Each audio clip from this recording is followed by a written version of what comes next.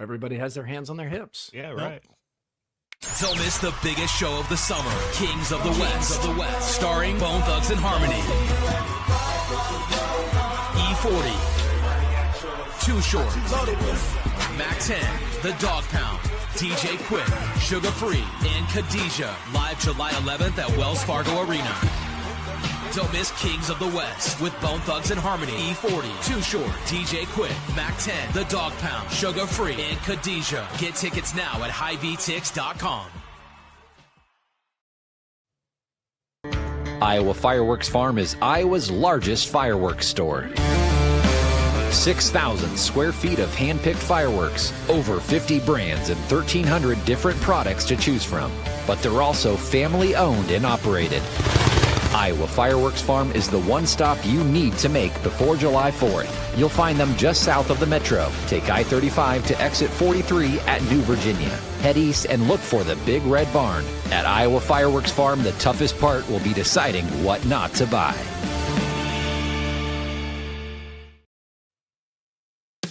Join us for the Murph and Andy Patio Tour every Friday, wrapping up this week at the Big Grove Brewery Des Moines Tap Room. Great beer, fantastic food, and your last chance to get in on the fun. The party starts at 1 this Friday at Big Grove Brewery's Des Moines Tap Room with Murph and Andy and Iowa Everywhere.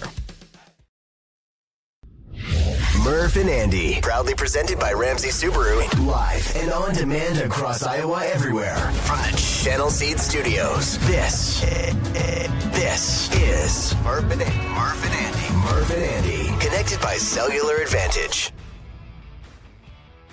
Murph and Andy battling the heat with liquid death. I like that stuff. Liquid. It's water. Yeah, I know, but that can gets really nice and cold. Yeah, there you go. Liquid death. Yeah. Kyle loves that stuff too. Are we getting like some kind of endorsement? We should with be. Liquid We should. death? We should. We should. Yeah. How's that taste? Just like water. I think it does kind of fool me. It's not out of the cold Raccoon can. River. It's got that going for it. Yeah, Yeah, water's there's no an issue right no now. nitrates. Man. Jeez. Big night here on Iowa Everywhere. The Iowa premiere of the highly anticipated F1 movie is tonight. And it Freeze that picture right there, Andrew. What's most impressive about what's Brad Pitt? 60, 61, 61? All right. What's most impressive about his 61-year-old buddy, Murph? Go. The abs. Yep. They're coming Abs. through. They're coming through. Yep. At that on the age, suit that's the there. toughest. Yep. That's the toughest. The abs. Yeah. Damn, those are hair. hard. The hair, yeah. He's got a buzz cut now, but that hair's still looking good. Yeah. So it's the abs. Yeah, it's the abs. It's the abs. You can get the pecs, you can get the arms, but man, get over 50, those abs, they don't cooperate. He's not that far from Fight Club with this current build. No, it looks good. That Fight Club, was it Tyler Durden? Mm-hmm. That set off like a frenzy of guys no longer going for the big, bulky bodybuilding look, but they wanted that, I don't know, more natural looking Tyler Durden. Do I have that right? Been a long time since I've seen Fight Club. Tyler Durden sounds right. Tyler Durden sounds right. Anyway, so F1 is tonight. It's in IMAX, and IMAX cameras were placed in all these F1 cars. It's really the actors in them. It is Joseph Kosinski of Marshalltown as the director, same guy that directed Maverick, and the buzz is terrific. So we have been happy to be a part of this, send a bunch of listeners, viewers with golden tickets. And we're going to give away one more set of tickets. Now, please only enter F1 Palms into the platform you're watching or listening if you can just blow up your plans tonight and head over to the Palms and hang out in the bar with other Iowa Everywhere personalities and sponsors and other winners. I think they're going to start gathering. It's a cool bar there. What's the name of it? It's named after Casablanca. Yeah, Rick's. Yeah, Rick's Cafe. Rick's Cafe. Rick's Cafe. There is something special about going to the movie theater in the heat of the summer, isn't it? I mean, that's where they have had their greatest appeal. I think throughout American history, they were the first places to have air conditioning. Good point. People would go in there just for the air, obviously for the movie also, but that was, like half of the appeal. So I think And the other thing is you just, you could go in there for, a couple hours during a real hot summer with your friends when you're growing up and sit in there in the nice cool. And usually there's a bunch of really good movies out in the summer. It was just a great experience. So happy for everybody that gets to go to that tonight. Over or under on the amount of speeding tickets from our listeners as they leave the F1 premiere. I mean, you're going to want to go fast. It's going to be like Ricky Bobby. Want to go fast. People are going to drive too fast out of that parking lot. My brother Toby would always run out of the room and like maybe the house as Rocky was on or ending, because I'd be all pumped up from watching Rocky and I'd want you ready to fight? Want to punch him and stuff, and I'd start punching on him. Get out of there. Guest House Tavern and Oyster in West Des Moines sets the table for today's sports and more. Coming up, Caitlin Slump, Haliburton Hart, Movie Pit. All presented by the Guest House Tavern, Northwoods inspired Midwestern hospitality. And AD, I am aware that when I say Movie Pit, I need to turn away from the microphone next time. Yeah. Sorry about that. Pop those pick that up. P's. Yeah, pop that pit. Movie Pit. High or low since the last show? Presented by Wealth Charter Retirement Planning and Tax. Charter Retirement Planning and Tax up in Ankeny. That's Tim Hawkins and Company, who can show you the best things to do with your money, whether it's saving stuff that you got right now, whether it's retirement planning for your future. You can look them up and get a good conversation out of them, get things rolling. I was going to go low here because I'm tired of rain, but then the sun kind of came out and it just didn't feel right to say that. And then also another thing, I was getting ready to return some Amazon stuff over to Whole Foods, and I was. Oh, you go to Whole Foods. I go to Kohl's, but you hit that Whole Foods. That's where you saw Paul Shirley. Yeah, it's a little bit closer, and it's really easy. You just get in and out, especially when you go in the mornings. And there's a dude over there who listens to the show, and he's always really, really, really nice. And then I sometimes pick up a few things here and there. Well, but they've also, given you 80% off coupon. Yeah, I mean.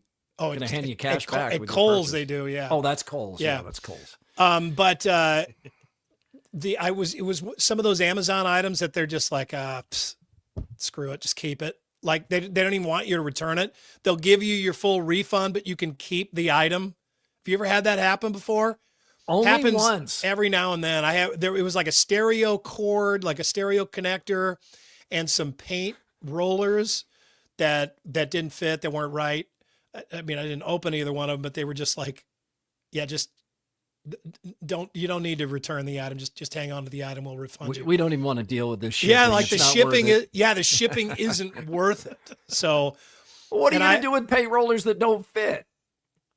I don't know, but they're free. They're free. It's free junk. I mean, they'll fit like some paint roller, but probably what I'll have to do is I'll have to get on Amazon and buy a paint roller that does fit the free rollers. The free pads. And then this cord, man, I don't know if other people are like this, but I feel like everybody that was into stereos, like starting in the 70s or 80s, probably even through the 90s, you had stereo equipment and cords, and maybe you thought you would need them again someday. So you've got some like catch-all bin in your basement. Got one. I can see it from here right now.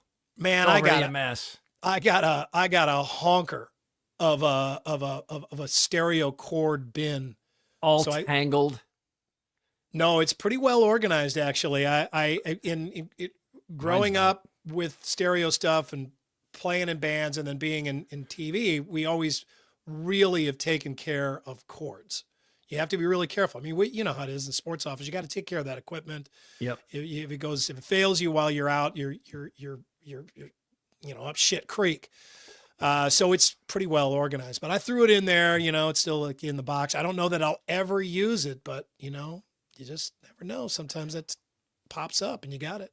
Take those paint rollers, put them on the Facebook buy page, Facebook Marketplace, and I can make fun of them on this show. See what you could get for those on there. What are they worth? But I think the stuff that we would catch on Facebook Facebook Marketplace would be used paint rollers, right? I mean, it's right. They've already used them. They probably still have a few rolls left, a few strokes left. Dried up paint on them. Nasty. I am going low here today because I can't go to the F1 premiere tonight at the Palms. And I love movies. I love this director. I love Brad Pitt movies. I love the IMAX. I love being with our listeners and viewers and sponsors. Nice that you found room for that. Yeah, just all of it. And I can't go because I have to work. I have to anchor tonight. John is off. And our new person, David, doesn't start until next week. So there's no way around it. But I am bummed. And I have FOMO. I have fear of missing out.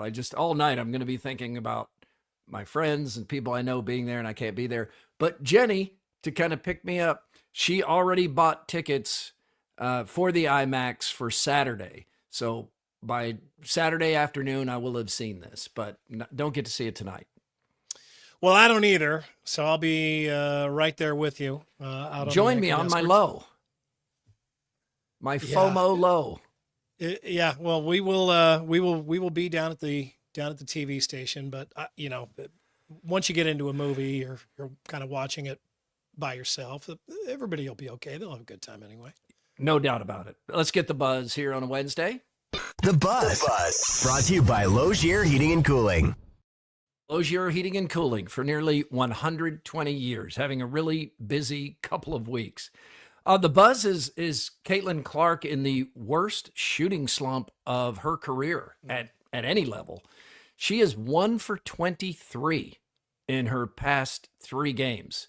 Now, slumps come and go. Every great shooter, even Steph Curry, has shooting slumps. But 1 for 23 is something I would have thought her not capable, even with defenders picking her up full court, which really teams don't do for anyone else. And they did that with her beginning last year from game 1. It's just something that's hard to fathom that she's in this much of a slump. Now, she still had 9 assists last night. The Fever still won over a good Seattle team on the road. So there are some positives here. And she had 3 steals. Her teammates, Leah Boston and Kelsey Mitchell, combined for 57 points. But 1 for 23 in the past 3 games, hard to fathom that. And it's hard not to wonder, is there something else going on? Is her injury still bothering her? What's happening? But well, I mean, it's a reminder that shooting the basketball is hard, even if you're Caitlin Clark. I mean, yeah. There are people trying to stop you from doing it. She shoots deep threes. Those are more challenging. Yeah, she has slumps. She's in one right now. I don't know. I mean, they always tell you stuff like, even the greatest hitter in the the history of Major League Baseball only got hits 40% of the time, and you say yeah, but that's true. I mean, it's hard. It's the professional level. She has the biggest target on her of anybody in that league every time she touches the basketball, certainly every time a team goes into playing the Fever. And, you combine all of that together, and shooting the basketball for her is probably more difficult than it's ever been. She'll shoot her way out of this. I have seen a lot of concern from her fans that she seems to be missing her usual spark, meaning the trash talking, the emotion, the riling the crowd up, even on the road at times. But it's really, you have to exercise caution trying to read something into it. It could just be that the spark seems to be missing because she's down on herself. She's not hitting these shots. Yeah, it's cyclical. Knows? Yeah, right. Yeah, I mean, we don't know. You start hitting shots, that spark comes back. Yeah, she doesn't look like herself on the court. I would agree with that, but she's missing the shots. Are the two combined? We don't know. Also today we learned the Fever cut Dewana Bonner, the veteran who was brought in for her leadership, and her leadership was missing leadership because she's been unhappy that she's been on the bench. So she just sat out the past 5 games, didn't show up to work. Now, the Fever kept saying she was dealing with a personal issue. I don't know that I would call a holdout because you're unhappy with playing time, which is what all the Fever reporters, beat writers are reporting. That's not really, I don't think of that as a personal issue. I think personal issue makes people concerned that someone close to you is sick or dying or something like that. I don't think that's really honest or transparent, but they have cut her. And Ari McDonald has been added. She played a few games for the Fever and played really well. Ari McDonald, probably, Andy, is most known to people who follow the Fever as the woman last year that after Caitlin made a free throw, came up and started guarding her, but Caitlin still had another free throw to go. Remember that video? Yeah, I do. She was so anxious to guard her. Yeah. But she is now on the Fever, so we'll see how that goes. NBA draft is tonight. Did you know that? I did. I was reading the stories about the kid from Rutgers last night, Bailey. Everybody's like, he's either going to be the biggest sleeper or the biggest bust. Ace Bailey skipped some workouts. Dylan Harper from Rutgers, expected to go second to the Spurs. Cooper Kupp, who would have just finished his senior year of high school, but went to high school in 3 years so he could go to Duke a year early. And his mom was part of that decision. She said, and this is a good quote, she said, "If you're the best player in the gym, you need a new gym." So they encouraged him to get to college earlier because he was dominating in high school. And now he's gone to Duke for 1 year, and he'll be the youngest number one pick since LeBron James. He also will be the first white player to go number one since Kent Benson. That is almost 50 years ago, 1977. Kent Benson. Indiana. I can't even picture his face. I've never even heard that name before. He was the center on the undefeated Bob Knight coach team, along with May and Scott May. Scott May. Yeah. Benson was the center on that team, and he was the number one pick, I believe of the Bucks. But in his first official game, he elbows Kareem Abdul-Jabbar. This is kind of a famous clip. And Jabbar punches Kent Benson right in the face. That was his welcome to the NBA moment. If you search, it's pretty easy to find. Yeah, here's Kent Benson. It was the Bucks. I think I remember reading about that in the book The Punch. Oh, yeah. Which is a fantastic book. Has a bunch fascinating book. Dr. Tom Osborne or Dr. Tom Davis. Dr. Tom Osborne. Good God. I was trying to look up who was drafted after Kent Benson in 1977 because I'll bet you he's one of those examples that everybody uses of their team just completely screwing up. How young Bob Knight looks there. I was going to say. Wow. Kent Benson went to Indiana, went to Milwaukee. The Kansas City Kings picked second. Otis Birdsong. Marcus Johnson goes to the Bucks. Bucks also had the third pick. He was great. Those two both had better careers than Benson. Walter Davis went to the Suns. He was great at number 5. Bernard King, remember how good he was with the Knicks at number 7. Jack Sikma, everybody's favorite Seattle Supersonic. That top 5 makes a case for don't draft the white guy. Yeah, Cornbread Maxwell, number 12 by Boston. All-time great for them. Yeah, he was great too. Cooper Kupp seems like a can't-miss guy. Oh, yeah? Well, they miss. Yeah, the can't miss is missed too. Let me show you some misses. Yeah, let me tell you the story of another can't miss. Tyrese Haliburton recovered in a New York City hospital after surgery on his Achilles. He wrote a lengthy letter to fans after this photo was taken in the New York hospital. He went to a place that specializes in this kind of surgery.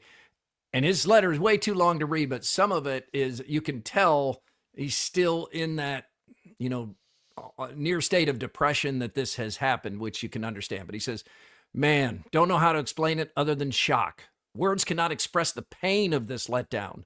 The frustration is unfathomable. I've worked my whole life to get to this moment, and this is how it ends? Makes no sense. Tyrese goes on, honestly, right now, torn Achilles and all, I don't regret it. I do it again and again after that to fight for this city and my brothers for the chance to do something special. Indy, I'm sorry. If any fan base doesn't deserve this, it's y'all. But together we are going to fight like hell to get back to this very spot and get over this hurdle. It's some of the letter. Is a very lengthy letter. Andy doesn't owe Indiana an apology. Certainly, he left it all out there, and what a NBA playoffs he had. He was incredible, and you can kind of see him almost going through the stages there in that letter, all the way down to acceptance. Yeah, and that that's a great move for him to make. It's going to endear him to those fans even more than he is already. He's already exceeded their expectations. It's going to be one of those things that, that Indiana fans never let go of. They were that close, and there's nobody to blame. Your guy tried as hard as he possibly could. You saw it happen. You're just going to, what do you got? I mean, it's just going to make people go out and shout at the clouds. I mean, there's nobody else to really air your grievances about. It's just something that happens in sports at all levels. People get injured, and there isn't anything you can do about it. I mean, this guy took better care of himself than, 99.999% of the rest of the planet, and his body can only do so much. And just, man, the Achilles tendon is kind of a crazy thing. It's like one of the cables in your body, right? It's like when you're riding a bike and you break the brake cable, it just snaps, and the thing is just and it winds up there. your leg. Your foot just dangling there. But he is. It is a shame. Indiana may never get back to that position again, but the story is set. Right. I mean, the path forward is set for what would be one of the, great stories in NBA basketball of recent history, if he's able to come back from the injury and eventually get back to that spot and win a title. It's even in 2025, it's remarkable that there is an injury you can have that will have you miss the entire next season. It's just... It's a rough one. I'm glad to see that rich and famous athletes don't get some special hospital. Like, look at this room. Yeah. This is bare bones, concrete. I mean, this dude's in a hospital. That face, though, he's on a nice oxy roll. Yeah, he is. Just do you think he wrote this letter on? He's a little bit of a high. He's maybe pushing that morphine button every 15 minutes. Oh man, he's he's got some nice big fat pills, and he's taking those things and just flowing. Probably having to pipe in some music. Let me write a letter here. Maybe I don't know about that. I don't think he was high when he wrote that letter. It was a good letter. It's a good letter. Pat Forty reports a proposal to allow college athletes, coaches, and staffers to wager on pro sports without penalty is expected to be voted on this week by the NCAA Division I Council. There is an opposition. In Forty's column, somebody's quoted, I guess an important figure is quoted as saying, it's no slam dunk. No pun intended, or maybe the pun is intended. I'm not sure. But Iowa, this is of more interest here because most of what went on with Iowa and Iowa State athletes, some of whom lost their careers, was because they were betting on pro sports. Now, it was against the rule at the time, and now we're saying that the rule would be changed. And Iowa is still really the only state where this has been a problem. But let's get a quickie poll from WCI Pools and Spas in Ames and Urbandale. Should NCAA athletes be allowed to bet on professional sports? Yes or no? I'm gonna reserve my judgment here because I haven't thought about this enough, and I think there are probably people who have that could explain to me the potential problems with this, and it would make some sense. Mm-hmm. Whether it's the connections between college and pro athletes, which we know are strong.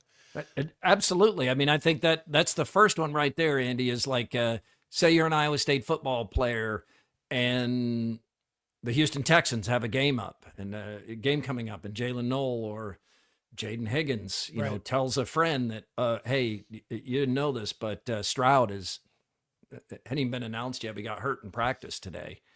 They'll be announcing it here in a couple of hours because they're required to in the NFL. But in theory, you could get a bet in that time with that inside information that somebody might only know in those walls. The flip side of that is they're going to find a way to bet anyway. So do you just allow it and then you can go firmer with but under no circumstances can you bet on college athletics? I don't know. I mean, do they have to bet?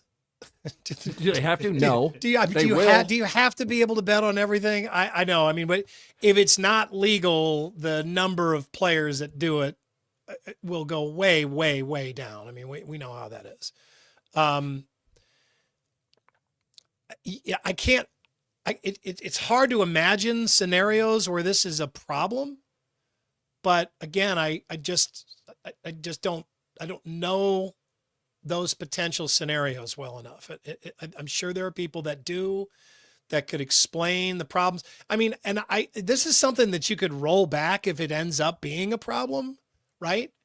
I mean, if it ends up, I mean, it's the betting houses that are going to be the ones who are screwed here, right? I mean, if it ends up and the league, right, the NFL. I mean, if there ends up being something rotten in Denmark, somebody's cheating somewhere and it screws up games and, starts cutting into fans' confidence and the, legitimacy of these contests, you're going to hear about it from the league. And I would imagine that you would hear about it from the betting houses, and then at that point they could probably roll it back and say, okay, no, this is why we didn't want to open this up at the beginning.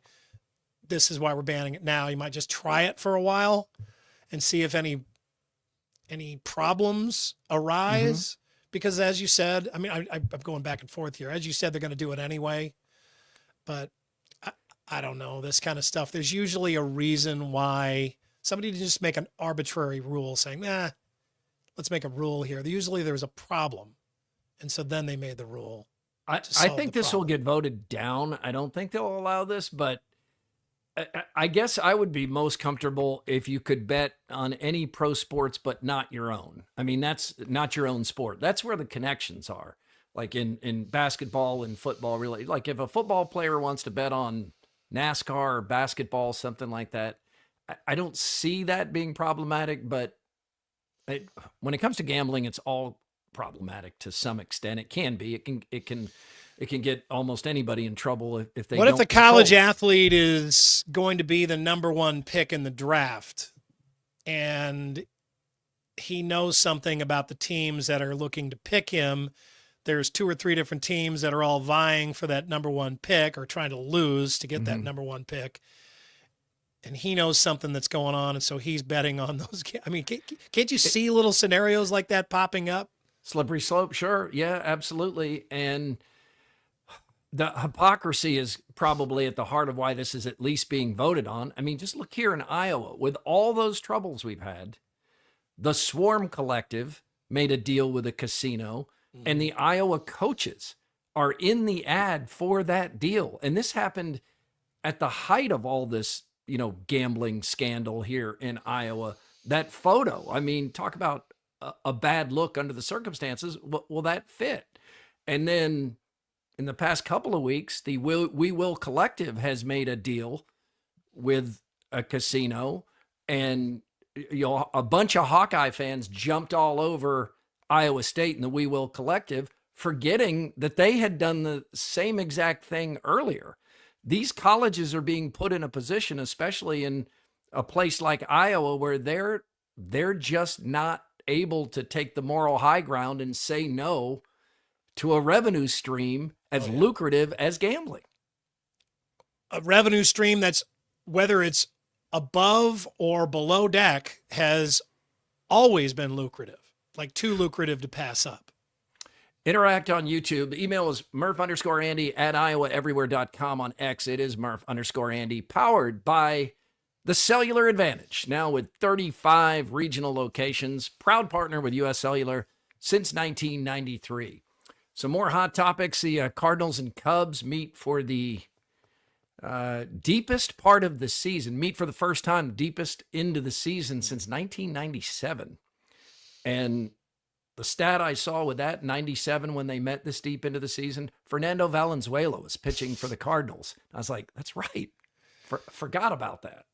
That was a long time ago. That was when Tony La Russa had kind of only just gotten there to the Cardinals and gotten things going. I think 96 or so, 95, maybe something like that. Yeah, he had just kind of gotten started there, so things were turning around at that point. But yeah, I mean, usually you get a series or several series by this point, it seems like. But I mean, it means more. We're deep into the season. The Cubs have had a pretty comfortable lead in the Central, and the Cardinals are chasing them. They and the Brewers are tied, and this series kind of means something to the standings, so that's nice. Cardinals said, a chance to pick up some ground, get back in this race. That is exactly what has happened. The Cardinals win the first two, now 2.5 behind the Cubs, and won last night in part because MVP candidate Pete Crow Armstrong, PCA, made a little league mistake. Fly ball center field. Pete Crow Armstrong measuring it. Back at the wall, and he makes the catch. And he loses track of how many outs there are. Here's the throw to the plate. Too late. The win comes all the way around. Man. Thought it was the third out of the inning. In the last couple innings, they've been out there a long time, but you got to know how many outs there are. Ooh, man. MVP candidate having a terrific season, but I'm sure he is so embarrassed by that. Yeah, it happens. It happens to base runners too, who aren't paying attention. Mason Wynn was paying attention there, and the third base coach certainly was. So that's always kind of exciting though, when a guy just puts his head down, just kind of trusts the third base coach is going to run as hard as he can and try to come in to score. But I always like hearing educated crowds. They're paying attention. St. Louis isn't the only one. There are many places, but they kind of knew the moment that he put his head down, the crowd knew that was not 2 outs, and that immediately there was going to be a play. So, everybody immediately starts looking and cheering, and Pete Crow Armstrong probably heard the crowd and was like, what's going on here? And then, oh my God, absolutely. So he was the one that the crowd let him know. Because I've seen plays in the past where a guy would snatch the ball, puts his head down, and then just starts running in and doesn't pay any attention to anybody. And guys have scored from first. Right. It could be a worse situation, but at that point, in St. Louis, in that kind of a game where everybody's really glued to the action, probably let him know just about as early as they could that something was wrong, and he tried to throw in, then had a really bad throw and didn't get him. 8-7 game last night, and a fun ending too there, where Nolan Arenado bare hands the ball out of the air, gets the guy at first, and gets the Cub at first. I don't remember who hit the ball, but exciting ending there. And he's incredible. And watching the early shows on WHO 13, Adriana Torres is down there reporting for us, and she had a lengthy interview with Arenado before the game, and he was like, he seemed engaged in the interview. He was good. I like that. Yeah, I think this is one of those kind of designated times where the Cardinals welcome in affiliates from outside of St. Louis that carry their games, and say thank you to stations like WHO 13 for carrying their games, and they give them really good access, and the players are told to talk to everybody. But everybody seemed genuine, and yeah, they did. Really, really nice. And that can be tough, man. Those professional locker rooms. I always found baseball players to be the hardest ones to talk to. And hockey, the easiest? Yeah. Yeah, for sure. I don't know why. It's just such a long season. It's so many interviews. It had something to do with probably just the Cardinals' position in St. Louis, but going to Wrigley Field, talking to the Cubs there, they were real tough too. Not just, on us, but on everybody. The NFL is kind of tough, but the baseball was always the toughest. And it was, it was so funny back in the day, you would go in and then you would realize like how many players smoked and you didn't realize they smoked. Yeah. Like my football coach. Yeah. Dennis Eckersley, who now, in retrospect, you're like, of course he smoked. He totally looked like a guy that smoked with, long feathered hair and a mustache and, looked like he, probably drove his Corvette into work or whatever. But yeah, he would go in there and just sit down and have a cigarette, but like Willie McGee smoking. And it's just like, that guy smokes.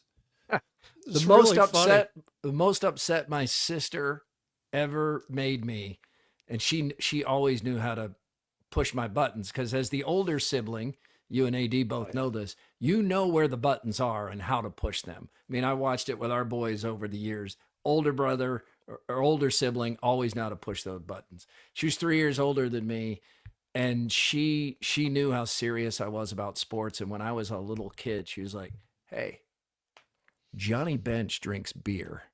I was like, "No, he doesn't. Johnny Bench doesn't drink beer. He's serious about baseball. He would never drink beer." I was just so upset about it. And then doing all the Skoal commercials and everything. You think he was just having a Skoal and not having a beer? Or I didn't. Johnny Bench was probably one of those guys like Buttermaker that would take a big pull out of the beer and then fill it the rest of the way up with Jack Daniels. Speaking of Buttermaker, let's revisit some Little League photos here as we did Monday. Okay, first of all, this is Andy Fales with what is known as the Little League pelvic thrust, and he's playing for the Colts. Now you throw right, bat left. Am I right? Yep, that's right. Got a good glove there. Andrew Downs and family. And in case you didn't know, if you're watching, this is clearly taken in Urbandale, because that is a XXX t-shirt with the world's largest U on it. Now, the older brothers in the middle, AD, they got those sweet Royals uniforms. Yep. You're doing pretty well with the Cubs in what looks like the first AKC marketing rope hat. Yeah, I'm rocking the flat bill. Is that Brad or Brian that has to play in the glasses? That's Brad. Oh, okay. Yeah. That sucks. Brad's wearing in the glasses. Yeah. And then who's this poor bastard on the right that just can't even get a jersey? Yeah, my little brother Steven. Okay, so he's there. And then here's me in my my fifth year of Little League here. That kind of looks like the Colts uniform. It does. That's the Angels. Okay. I'm on the Angels there. I like the stirrups. Yeah, I got the stirrup. And those aren't just socks, are they? Those are like those are real stirrups. Yeah, those are real stirrups. Yeah, those aren't painted on. Yeah. Those are real Adidas, because back then, if you could wear white shoes, you thought you were a little bit of a rebel. Back, this was I think I did. Those have like a tan. Black shoes. Those had like a tan bottom. Not sure. It's a long time ago. Though, because I think every kid in the 70s or in the late 70s wore those shoes, but they wore them for baseball, soccer, football, every sport. Like, there was not like designated at that age. There were cleats and no cleats. And if you didn't wear them out, you weren't getting new cleats for the next sport. You were wearing the cleats you wore before. No. Yeah, even if your toes had grown a little bit, you might have to jam your foot into those shoes. And really, that makes sense, right? The cleats are supposed to dig into the ground and hold your feet, right? There, so, that's it. Andy, like all things that especially involve Little League parents, things do come up a notch. So you saw what photos look like in our day, and we're from a couple of different generations here. I'm the oldest, Andy in the middle. AD is quite a bit younger than me. But here's what they're doing with photos now. They set this catcher's helmet on fire, set this young man's bat on fire so that you can have this photo. It is pretty cool. They are cool. They are cool. But again, oh my goodness, look at that. It's cool. It's a lot. It's probably expensive. Do we know this kid? No. But this is AD from the top again. If you can show, okay, so they have some kind of substance there, and there is somebody on standby with a fire extinguisher because you have to blow it out quickly. You're setting the catcher's helmet on fire. Yeah. This is supposed to tell you that this 6-year-old catcher whips his helmet off that fast to gun out the runner at second. that like flames shoot out of it. Man, I'm gonna tell you what, our little league team would have smoked these little league teams today. Smoked them. No pun intended. Because we were playing all the time. Yards, playground and recess. That's what you did. Had a little league story on the news last night with Katie Kaplan, and those are my grounds. Those are Mr. Movie, Mike Woody's grounds there, Raccoon Valley. Yeah, we talked about this a little bit last week, and Katie's story last night I thought was really good and thorough, and you can see it on our website, who13.com. Talked to Ross Edwards and a number of the parents there who have kids that play for Raccoon Valley Little League about the situation there where they have this, this old complex. It's been there forever, 60 years. Back there that has just that one little access road up to Park Avenue on the southwest side of Des Moines. And the guy who owns the property adjacent to the access road wants to go ahead and expand his property over the road and cut off the access to the Little League park. She tried to talk to him. His name, I think I've got a picture of him, so we know we're talking. The guy's name is Rich Leonard. He owns this self-storage there on Park Avenue. And, I would encourage anybody, if you know him, you could probably get his side of the story about it. There's another side of the story. There's no doubt about it. He would probably tell you. We have tried to reach him a number of times to talk give his side of the story. He refused to talk to us. Did send a communique through his attorney, but he really hasn't talked to Little League and won't talk to Raccoon Valley Little League about what they could do to somehow make this work. He just kind of feels like it's not his problem. That's his property. He wants to expand his self-storage business.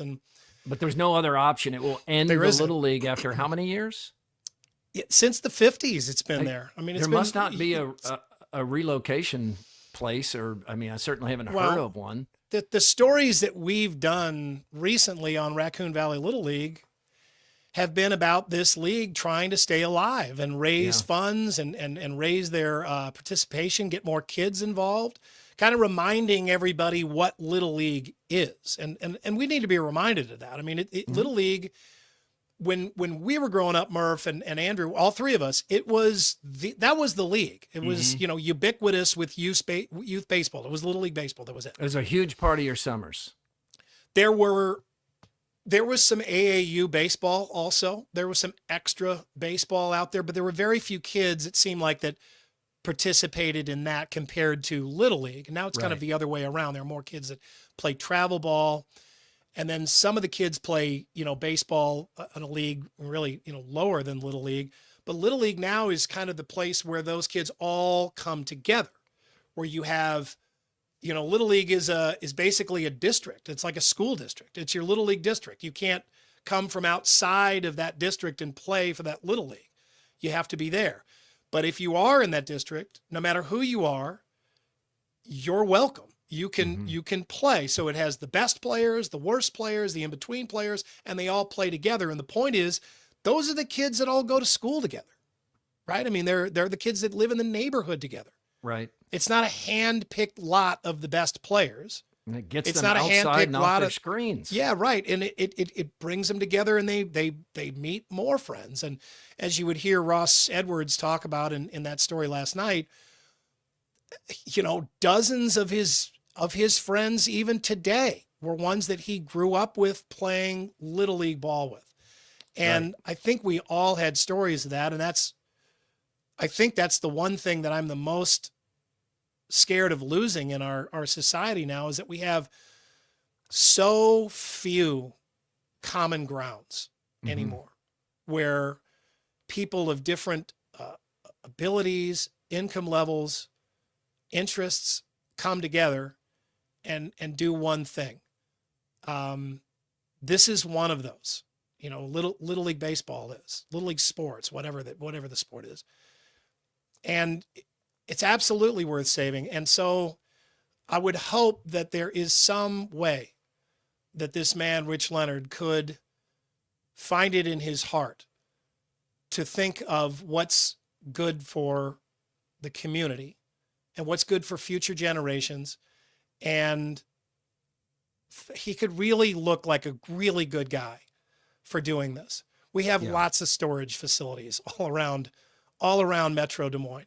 We have so few Little Leagues and places like this, that this is so important. If he could look so magnanimous by finding a way to help this league just get this done. I don't think he has to do really anything other than say, yeah, we can keep this road. They wanted to build a sign there at the end of that road telling everybody kind of where it is, because it's so hard to find. It's kind of out of the way. If you don't know where you're going, you have to have somebody tell you. Yeah, he hasn't let them build a sign. They had to build it. You see in the street, the sign, or you see in the story, the sign is across the street. It's on the other side of Park Avenue. That was the only way they could get a sign, but it points across the street saying that's where the entrance to the Little League fields are. But I truly hope from the bottom of my heart that this has a happy ending to this story. I know we need to move on, but just one more point on the Little League, because I know, our kids played at that particular Little League for about 12 years total. And one of the things that was so great about it, and they played for Mr. Movie, Mike Woody. Yeah. And they loved playing for him. But what they loved about it is, like Mike and the people in the league they played in, it wasn't all pressure. It was a lot of goofing off and fun and laughs and, going to the concession stand too many times and all of that stuff. It was just summer fun. Most of athletics these days, the kids feel like they have to perform, or they're under pressure, or the coach is, very demanding. There's a lot of that. Certainly that in AAU ball, and Little League is one of those places where it is supposed to just be fun and be with your friends. And we need more of that, not less. And Murph, one more thing. These are all volunteers, right? Yeah. I mean, you volunteered your time. Mike Woody volunteered his time. These aren't paid coaches. These are dads. These are people that love this Little League, and for the good of the next generation, they're doing their part because somebody did their part for them, right? Somebody did it for you. You're going to pay it forward for somebody else. And that in and of itself is such a great thing. So, and another reason why this league and the other leagues like it just don't have the money to say, okay, we'll pick up and relocate and buy fields somewhere else. Confluence is the official beer of Murph and Andy, and Confluence is where good things come together. Now featuring the long-awaited Old Tavern Light Lager. Now here's NFL great Earl Campbell for Skol. I love football, and I love relaxing. Because for me, relaxing always includes Skol, the smokeless tobacco. Just a pinch between my cheek and gum gives me great tobacco taste without lighting up. Got the sea, the breeze, got my Skol. Nothing's gonna make me move. Think I'll play some touch. Skol, brother. Try going smokeless. A pinch is all it takes. I forgot about that commercial. Skol, That's awesome. brother. Skol, Man, brother. he was great. Let's get some more here on a Wednesday. Skol, brother. But wait, there's more. From Either Or Eatery and Patio. Either Or Eatery and Patio, great place on a week like this where you're not sure if the weather is gonna hold or is it not. They got a great patio for when it's great, and if you start sprinkle a little bit, you just kind of duck in under the awning. If you need to come in all together, they got plenty of room in their dining room. What a wonderful place! Fantastic food. 6222 Grand Avenue in Des Moines. Speaking of food, the Des Moines area has added at least 6 new food trucks this summer. 6. What do we think of food trucks? I'm a fan. Andrew? Yeah, I like them. I do too. I love them. They take a while. You kind of forget they're like a restaurant on wheels. Mm-hmm. They don't just have everything already made and they just hand it right out the window. So it's always kind of a little awkward standing around with some other people waiting for your food. You get in a long line, you can be there a while. You can be there a while. And it seems like the food is always really good at a food truck.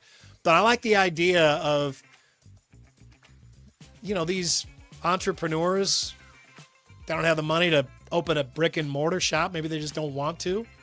They could still open a cool restaurant, make the neighborhood a little bit better by rolling in one of these food trucks. And some of the names are great, too. Hot off the presses. That guy's actually got a brick and mortar place now over in West Des Moines. Is that the grilled cheese? Yeah. God, those grilled cheeses are so stinking good. Those are the best. John F. Kennedy High School in the Plainview Old Bethpage School District on Long Island is going to be seeing double everywhere at their upcoming graduation. Out of roughly 500 seniors, it's a lot of kids, 15 sets of fraternal twins picking up their diplomas side by side, of course. So the school isn't new to big twin turnouts. The next fall's freshman class already has 9 more sets. The sharp rise in Americans undergoing fertility treatments over the past 2 decades has doubled the number of fraternal twins in many sections of America. Not just twins, sometimes there's triplets. Yeah. That's a lot of twins out there. Do you remember the twins you grew up with? I do. Yeah, mainly the Howard brothers because they were great athletes, Jeff and Jesse. But yeah, there is something fascinating about twins. We had Kevin and Keith Wallace. It was the only person that I've known named Keith until you.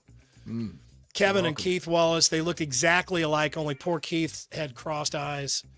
I think he got those corrected later on. It was like how you could tell them apart, though.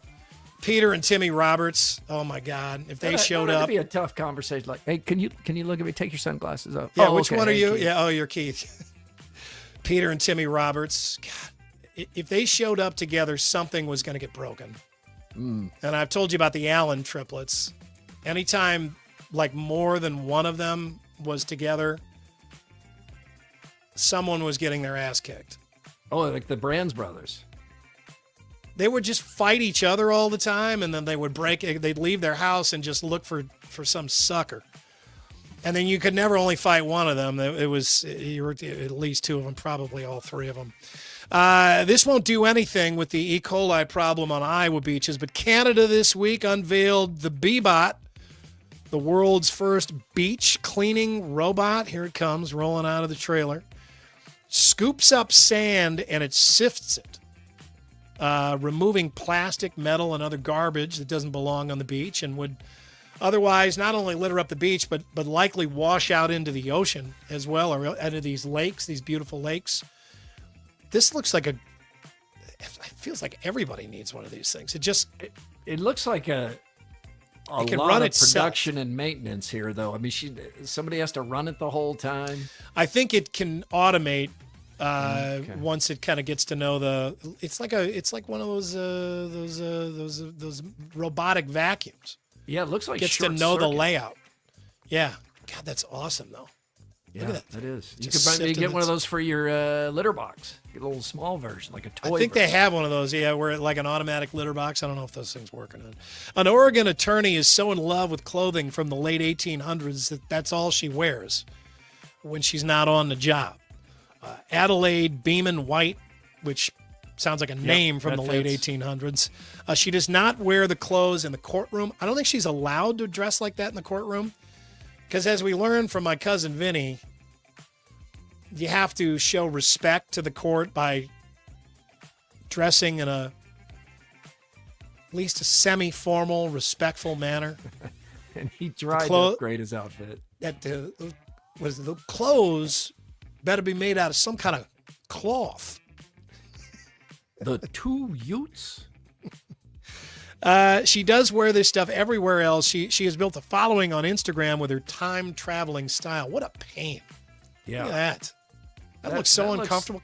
Oh, gosh, it looks like her head is tilted forward. Imagine wearing that stuff out in this kind of heat and humidity. That would be terrible. From the files of Some Headlines Don't Need Stories, we bring you this. Connecticut man rescued from chimney after he got stuck trying to get his dog out of the bathroom. Oh, this is really close to the Santa Claus guy and Carol. Park workers arrived at Rockwell Park in Bristol, Connecticut early Sunday to strange barking and voice echoing from inside the pavilion chimney. Apparently, this place has a chimney right in the middle. Dang. Firefighters found 35-year-old Carlos Owens. He was wedged deep inside the chimney. Apparently, he had tried to drop down the flue to reach his dog after the bathroom doors locked automatically at 10 p.m. I don't know why the dog was in there and he wasn't. We do There's love more our questions. dogs. There's more questions. Yeah, but he put his dog. He somehow left the building without his dog. The dog was in the bathroom. What? There's more here. There's meth involved here somewhere. I know he's in trouble now. He's got Allegedly. fined 10,000. Yeah, he was unhurt. Yeah, he's got to show up in court. And you know, Murph, you called for it. A reminder of the last guy who got caught in a chimney and made it into this segment of the Murph and Andy show. Our man in Carroll. Caught in the chimney of the bottle and can redemption center, Where Sipker used to work. Yeah. Doesn't this look a little bit like Floyd? Yeah. Played by Brad Pitt in True Romance? Absolutely. Yeah. It looks a lot. Even after the guy's cleaned up, he still looks exactly like a guy that would get caught in the chimney out of bottle and can redemption center. The team at Choice Mutual decided to take the concept of a last meal for criminals, surveyed regular Americans about what they'd choose to eat for the last time ever. The choices are, in this order, steak, potatoes, pasta/noodles, pizza, vegetables, bread, lobster, fries. Apparently that doesn't make it into potatoes. Mac and cheese. And just in case you missed it the first time, lobster is listed again. How is it listed twice, but nowhere in the top 5? Don't know. All right, let's see if we can help a guy named Kenny on Facebook. He writes to us. Last night, my wife and I got into it, and I legit need to know if I'm in the wrong. I admit that the yard is looking a little rough, could use some attention, but not when it's 150 degrees outside. My wife started biting my head off, and I said I was being a lazy baby when I said there's no way I was going to spend a few hours in the yard getting heat stroke, and it could just wait a few days. After she kept pressing the issue, I then pointed out that she was more than capable of doing it herself if it was that important to her. Clearly, that didn't go over too well, so am I the complete jerk here, or do I have a point? Got a little early, who's the asshole here, but that line really never keeps the train on the tracks. If you'd like to do it yourself, oh no, you be more than you be my guest. Yeah, I mean, it's not that hot. I mean, this guy could do it in the morning, right? What would you tell Kenny? Well, first of all, get comfortable. I wouldn't on the say couch. you could go do it yourself. Yeah, I think Kenny needed to find the most optimum time and get it done, especially if he's in a relationship that's not balanced with who does what, like the one I'm in. If I get asked to do something, I need to do it because I don't do my share. I try to do enough, but I just... And that might be pointed out. Oh, yeah. And pointed out really? correctly. I could do this. Well, maybe you could do A, B, C, D, E, and F. Yeah, right. Andrew, how would this go over at your house? Yeah, this actually happened this weekend. I was like, man, I need to mow. It was so hot, and it was the opposite. My wife was like, you don't need to mow the grass. And I was like, it's going to rain all week. The Kaburski brothers have been out there fertilizing. It looks great. I need to keep this lawn. She's like, it's 100 degrees. What are you doing? And I was like, I have to mow. And so she was one trying to stop me and say in the yard, how it looks doesn't really matter that much. Don't go get heat stroke. And I went and got heat stroke. So you'd be no help to Kenny at all. No, not at all. Sorry, Kenny. You should have married Judy. Yeah, shit out of luck, Kenny. No help here. That's your more, everybody. Grimaldi's fan photos, Murph_Andy at IowaEverywhere.com. And who do we have, AD? Matt Soderstrom of Story City and his son Josiah went to the U.S. Open a few weeks ago. Oh, nice. At Oakmont. So they sent us this cool picture. They said they had a great time. And yeah, send us your pictures, Murph_Andy at Iowa Everywhere. We'll give a $50 gift card away to Grimaldi's coal-fired brick oven pizza in West Des Moines District at Prairie Trail. in Ankeny. We'll do that Friday when we're live out at Big Grove. Ladies and gentlemen, it is time for Mr. Movie. It's time to go to the movies with Mr. Movie, Mike Woody, presented by P&P Small Engines. Yes, P&P Small Engines, and I know where Jeff will be tonight because he is probably riding like a riding mower to F1 at the Palms. Oh, yeah. He'll be there. Do you see him as that just a guy that drives his riding lawnmower instead of his car? I think he rides it up and down University Avenue.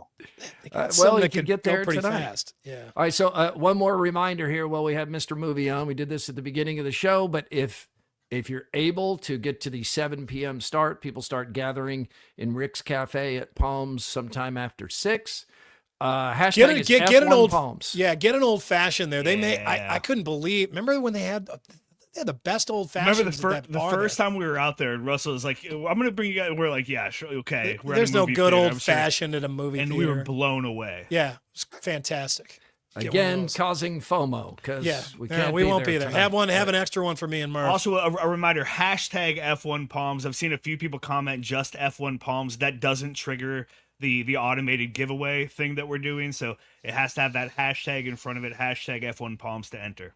Hashtag F1 Palms. AD will be there. Mr. Movie himself will be there tonight and have a review next week. So, Mike, let's jump off there with favorite Brad Pitt movie. He's now in his early 60s. He is having quite a career. I was looking through the list yesterday. The number of movies he's made is phenomenal.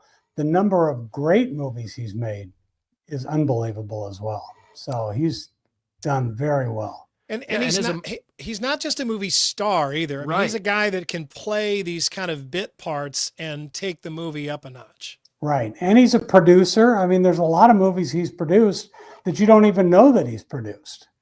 Yeah, and he's along with the dramatic chops, he does just sometimes show really good comedic timing, like in Ocean's 11 with George Clooney, the back and forth, and Brad Pitt seems to be eating in every scene he's in. It's very good. I'm going to start with my favorite. I thought about Moneyball because I do really like him in that role, but I don't like. It's not his fault, but just the movie seems like the beginning of my interest in baseball waning, where everything started to become home run, strikeout, walk, and the sabermetrics, and just the game changed so much. They fixed it some with the pitch clock, and the pace has improved and all of that, but still. So I'm going to go in a different direction and go with a movie that blew me away then, still blows me away now. It is Seven. He and Morgan Freeman are fantastic in this movie, and Pitt is so into the role. You just believe him as this young, eager hothead who is partnered with a guy who has seen so much darkness out of humanity that they're just at different points in life. You got the young guy with the beautiful wife and a baby on the way, and you got the old guy that just doesn't believe there's much good out there anymore. And they're terrific together. And Pitt in one scene goes running across cars in the rain and actually falls on camera and breaks his wrist. And then you'll notice from that scene on in the movie, he's wearing a wrist cast. But Mr. Movie, the thing that strikes me about this maybe the most is when he signed up for this, he signed with the understanding the ending could not be changed.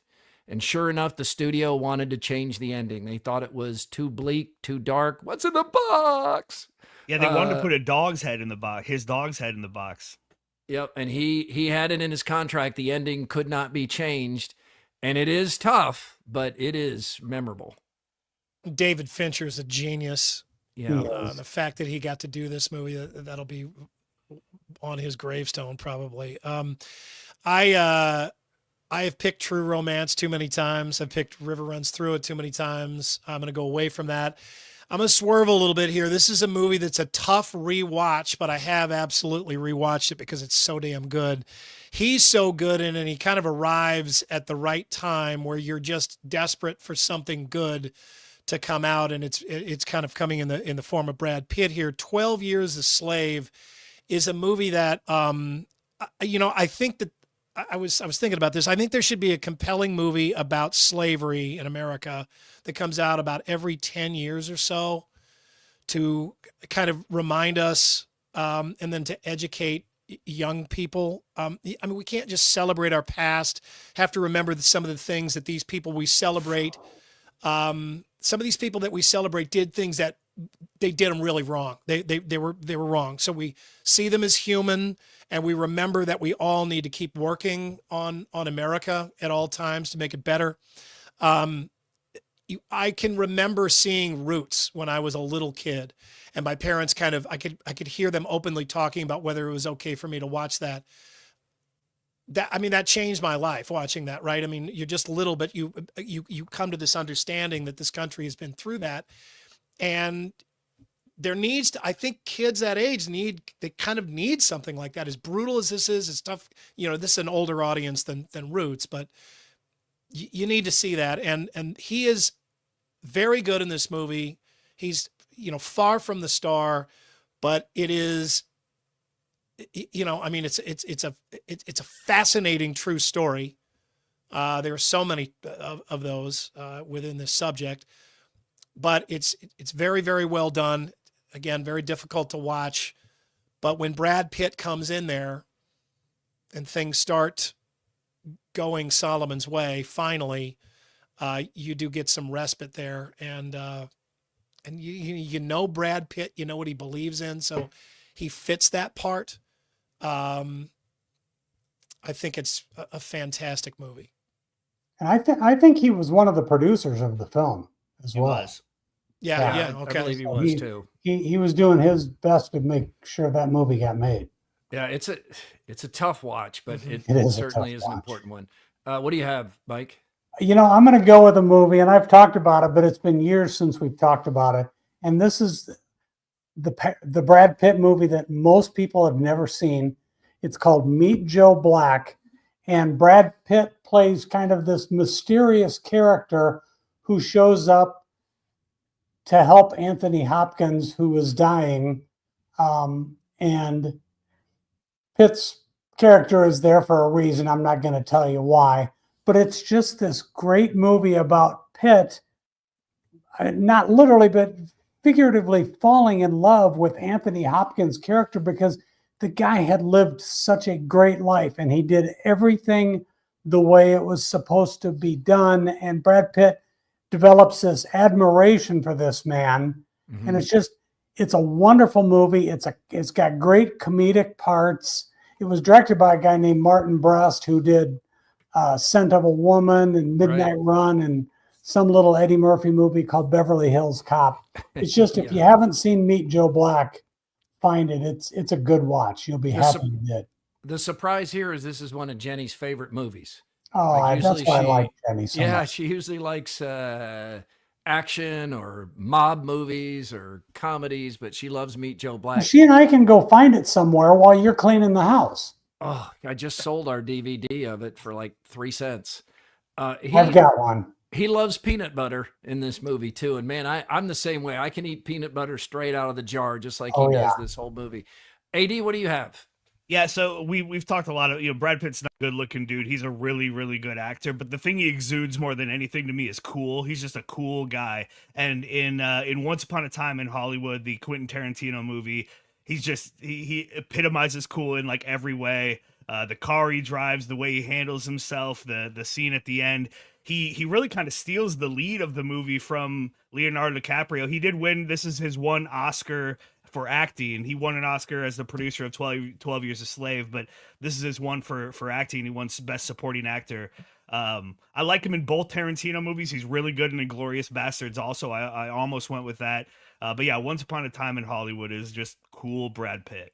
And good news for you and all of us who love this movie. There's a sequel on the way. It's going to follow this character, so that'll be good. Is that the untitled Quentin Tarantino project on his list? It is. I don't know if it's Tarantino. I don't think it is. So that movie was Once Upon a Time in Hollywood? Yeah. Sequel will be Twice Upon a Time in Hollywood? Okay. Yes, it's going to be easy to title it. That's good. You see what's left out here. What have we left out? Fury. which was good. Fight Club, which I have never been able to recover from the dad who brought like a young kid to see Fight Club. So my whole 2 hours, I'm just worried about that kid. He's like 5 years old watching Fight Club. Jesus. And it just, you know how you've had that happen as many movies as you go to, Mr. Movie. It's hard to concentrate on the movie because you want to take this kid out of the theater for something he should not be watching, but you're not the parent and it's not truly your business, but God. So the sequel, David Fincher directed, Quentin Tarantino written, and yeah, it's less of a sequel and more of just like following this Cliff Booth character that was in Once Upon a Time in Hollywood.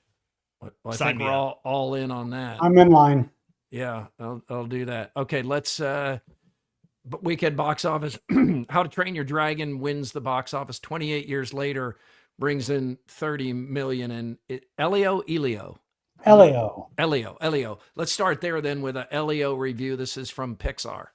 Yeah, this is the latest from Pixar, and it's probably not their best Pixar movie because they've got some really classics.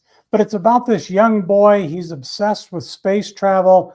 And amazingly, because it's a Pixar movie, he finds himself trading places with a disguised creature in outer space who comes down to Earth and holds his spot while he's off doing this space travel thing.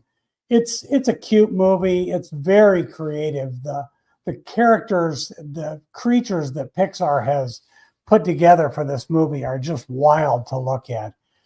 Not the best movie in per se. It's a C plus, maybe a B minus if you're taking a kid with you, but it was good. It's in the IMAX, so that gives it points right there. Does the story suck? Because you said the characters are memorable and it's really creative. The story's just soft. Yeah. There's not enough story there for. Did you see this, Andrew? Yeah, I took the kids on Saturday afternoon when it was so hot, and they liked it a lot. And yeah, like Mike said, it's cute and it's not bad. But if you're expecting Toy Story or Inside Out or Zootopia, it doesn't hold a candle to like those really classic movies. It's not magic. Yeah. No. Okay. 28 years later, from the director of 28 Days, Danny Boyle. Oh, yeah. Have you seen any of these movies? I have not seen this. I saw what's the movie, Andy, that the guy goes diving for his ring in the toilet. Trainspotting. Yeah. I've seen his Trainspotting. Great movie. I saw the preview to this and he's done these 3 movies, 28 weeks later, 28 years later, or 28 days later. They're zombies. So when you get bitten 28 days or later, you're a zombie. Then there's 28 weeks later, and now we've got 28 years later. And it's just about this family, and mom is not well, and dad takes his son into town, and on the way they do some hunting, and the kid finds the doctor in town, and he's going to bring him back to help mom. And it's horrifying, absolutely horrifying. Well, it's a horror movie, so it is a horror movie. It's about. Is it a good horror movie? It's a very good horror movie. And you know what? I cried at the end. Who cries at the end of a horror movie? A zombie film? A zombie film. Apparently you. It was. I was like, wow, this is amazingly touching. That's going to be put on the poster. Mr. Movie says you'll cry at the end. Ralph Fiennes comes in at the end of the movie in a great, just a one-off role, and just does a tremendous job of wrapping up the movie. Is this an A? It's an A minus. Wow. Okay. I know. I didn't even want to see it, but I didn't have a whole lot of choice. All right, Mike, I know you're going to F1 tonight at the Palms, the IMAX, the Iowa premiere. We have one more winner here. AD, let's let Mike watch the generator. Hope it's not me. Yeah. Oh, I thought it was going to be Iowa everywhere. Ryan Peters. Ryan Peters. Ryan Peters. 2 tickets to the Palms tonight. Hey, Mike, enjoy the movie tonight and the experience. Tell everybody hello for us working folk, and look forward to your review next week. All right, guys. Have a great day. All right, thank you. Mr. Movie, presented by P&P Small Engine. Time for Throwdowns. Throwdowns. It's Throwdowns. Backed by Heartland Tire and Auto. Heartland Tire and Auto. Oh, let's get Ryan off there and get this up here. Yeah, hey, an authorized dealer of both Firestone and Bridgestone tires. Murph, in the last 7 seasons, the NBA has had 7 different teams win the championship, and a few of those teams, like the Bucks, the Nuggets, the Celtics, felt like they were poised to make a run that never materialized. Many think the Thunder are now poised to make that kind of run and become a dynasty. Would you bet a week's pay that the Thunder win the title again in the next 2 seasons? I would not. I think it's really tough to get through that gauntlet of playoffs, and that's why we've had 7 champions in 7 years. And once you win it, a lot changes, or usually does, in that locker room. So, no, I would not bet a paycheck. I don't think I can add anything to that. I totally agree with that. Yeah, things get different after you've won that first title. It gets tougher. All right, Andy, the NBA draft is tonight. The Dallas Mavericks on the clock. From 1 to 10, rank your excitement for this NBA draft.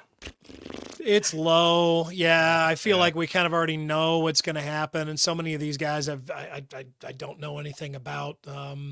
It's probably about a 3 or so, 3 or 4. I'll see the headlines and read into it a little bit, but other than that, it's not high. Yeah, it's about a 3 for me too. There's no suspense about who's going number 1, and we're not going to get any Iowa college players in the first round, maybe the second round. So yeah, it's low. All right, Murph, I'm headed to the Palms Theaters tonight to check out the F1 premiere. It's the first time in a long time that I'm going to a movie without my wife and without my kids. So I'm solo. I get to eat whatever I want. What's your go-to individual order for snacks at a movie? It's kind of always the same. It's a Diet Pepsi, popcorn lightly buttered, and Milk Duds. Lightly buttered. Lightly buttered.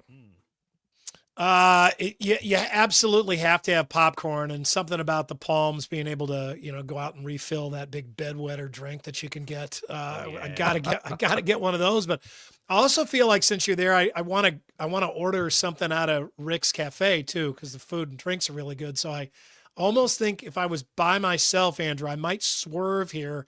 Don't go the way you usually go with the popcorn and the soda. Get drunk. Yeah, get drunk. Get yourself a good buzz going. Yeah, just order out of Rick's. They'll bring it into the seat too if you want more. Do that. I like it. Hey, that's Throwdowns. More Andrew Downs now with the Andrew Downs audio drop of the day. We call it the AD squared. Yeah, and you're getting less Andrew Downs because I'm on TRT and I'm using it to keep my energy up and get out and work out and all that. I'm on that Chris Williams diet. Everybody's like, man, Chris Williams looks so good. I need to get there. I need to get it where everybody's like, man, AD, he looks good. So he's doing all the things. Yeah, he's not just getting that's shots. The key, right? You don't just get the shots. It's what they help you do with yourself. They can help you at Game Day, Men's Health, Ankeny, West Des Moines, North Liberty. Oklahoma City fans obviously rightfully celebrating their NBA championship, but there's a fan base in Seattle that's pretty bitter, having to watch what's happening down in Oklahoma. Obviously, the franchise used to be theirs. Check out how Fox 13 in Seattle reported on Game 7 Sunday night. Finally tonight, unfortunately, the Indiana Pacers lose Game 7 of the NBA Finals. Big game for the Sounders tomorrow. We will see you out at Lumen Field. Won't even mention the Oklahoma City Thunder. It's not they won, it's the Pacers lost, unfortunately. Now we know why that state was rooting for the Pacers. It's bitterness there. I get it. We have been there. St. Louis has been there twice, 2 different teams. Yeah, you can't root for them anymore. Quickie poll results are presented by WCI Pools and Spas. Should NCAA athletes be allowed to bet on pro sports? Yes is 59% of the vote. No says 41%. Reminder, Friday, we are live at Big Grove for the 8th and final stop of the 2025 patio tour. Yeah, weather's supposed to be the best of the week, but even if there is any kind of change in the forecast, we couldn't be in a better spot if we have to move anything underneath. But the rain is supposed to be out of the way in the morning, early morning, so we're all set. Big Grove is really going to turn it out. We're going to have a really good crowd there, and we're looking forward to it. Yeah, come early. Come early. Food's good. Thank you for being part of Murph and Andy on Iowa Everywhere. If you get a chance, please like and subscribe. We are back Friday at Big Grove, and we hope to see you there. Murph and Andy was brought to you by Ramsey Subaru on Hickman Road in Urbandale.